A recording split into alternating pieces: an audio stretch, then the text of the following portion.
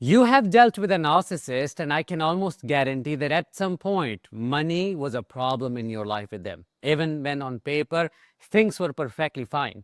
You may have had a great job, earned a stable income, and looked financially secure to outsiders, yet behind closed doors, it felt like the money you collected with one hand was slipped away through the other. No matter how much came in, there was always a sense of scarcity, anxiety, and chaos around finances. And if the narcissist was the earning one, you might have found yourself living under their financial dictatorship. On paper, they earned well.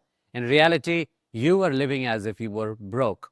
Every expense was scrutinized, every basic necessity became a negotiation. You may have been forced to beg for something as simple as a $5 shampoo bottle while they were busy holding luxury items they would never use. Money in a narcissistic dynamic is never just money. No, it's a control tool, a weapon, and eventually a source of deep trauma that shapes the way you experience abundance long after the relationship ends. I'm Danish, a narcissistic abuse recovery professional. Welcome to my channel. In this episode, we are going to talk about how narcissists block your financial abundance and why, even after they're gone, so many survivors keep struggling with money, opportunities, and a real sense of safety. If you see these signs in your life, it's a clear indicator that the narcissist has tampered with your financial flow. So, sign number one, you earn well, but it disappears overnight. One of the most confusing and devastating experiences I've seen survivors talk about is that feeling of money slipping away the moment it enters their account. You may have a well paying job, like I said, maybe financially disciplined, yet somehow the financial responsibilities, household needs, and unspoken expectations all end up on your shoulders. The narcissist contributes little or nothing, but they take a big chunk of the benefits. They may insist on living in a certain way, buying certain things, or maintaining appearances while you are one paying for it. You find yourself covering bills, paying for their projects, emergencies, groceries, lifestyle, and even their personal indulgences. What makes this especially dangerous is that it does not look like one big theft. It happens quietly through 1,000 little drains. Every month, you promise yourself you will save, but at the end of each month, your account looks like it has been wiped clean. Over time, this creates a financial exhaustion that makes you question your own capabilities. You begin to believe you are bad with money, when in reality, you are living in a one sided financial ecosystem where they consume and you provide.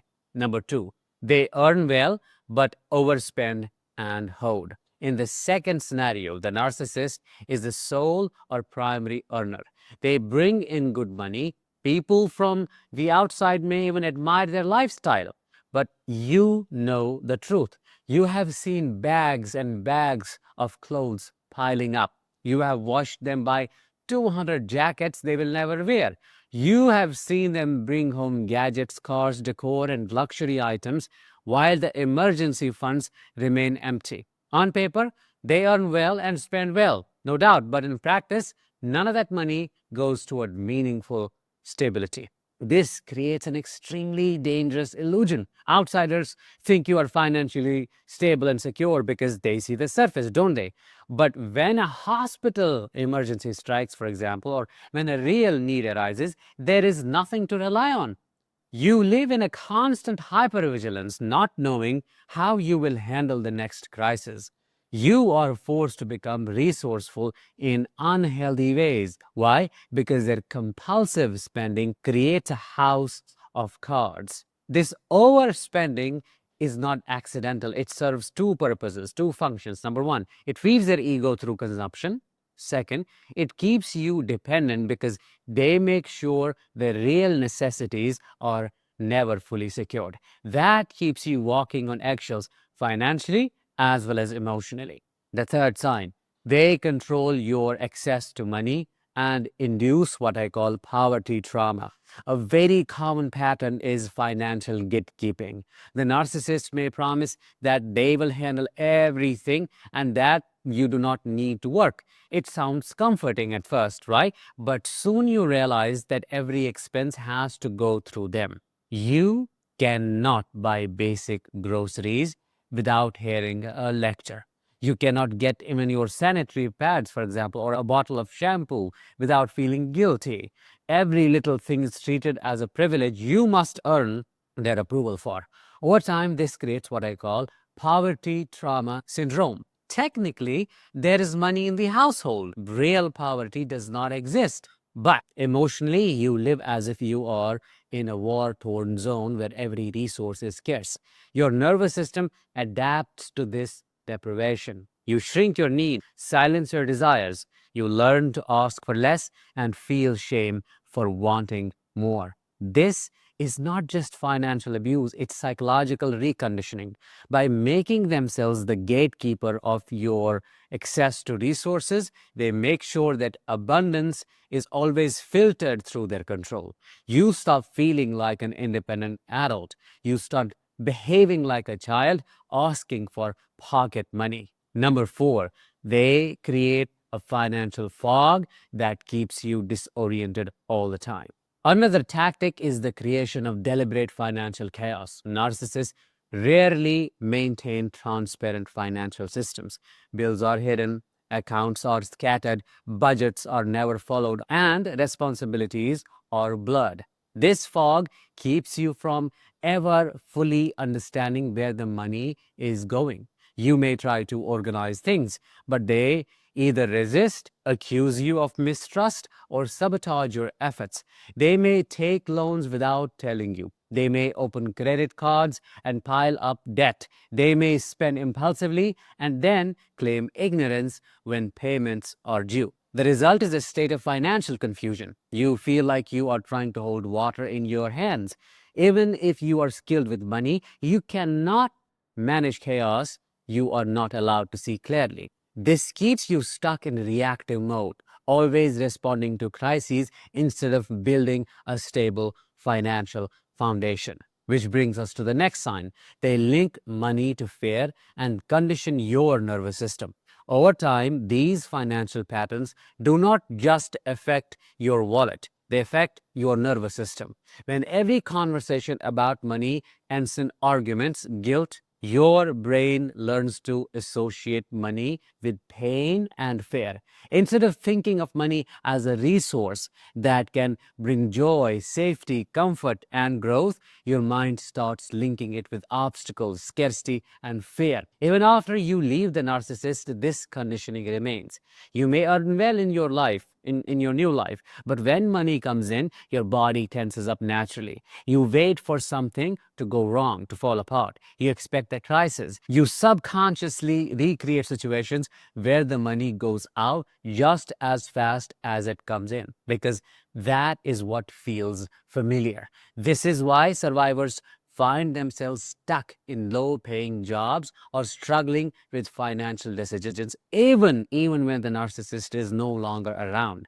The trauma has rewired the way they perceive and handle abundance. The sixth sign, they transfer their dysfunction into your financial identity. The most lasting impact of this financial abuse is not just the empty bank account, it is the internalized financial identity that forms in your psyche.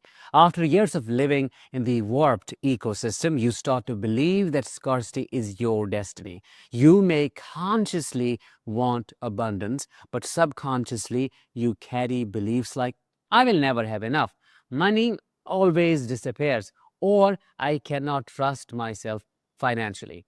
These beliefs act like invisible. Even when opportunities come, you may unconsciously sabotage them.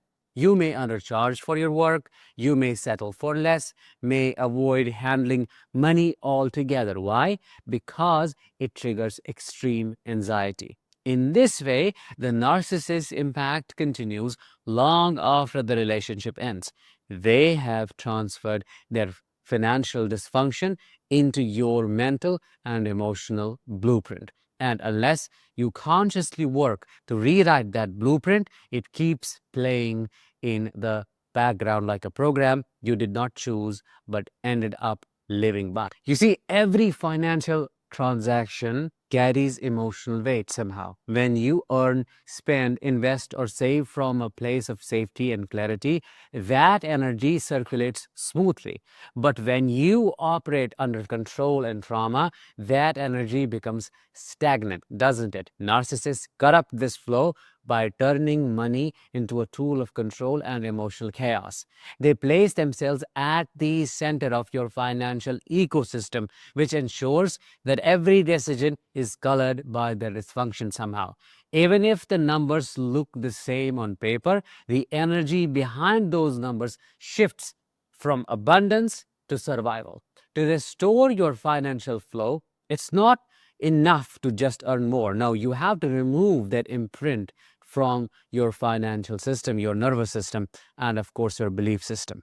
When you start making money decisions without their shadow looming over you, the flow slowly stabilizes again.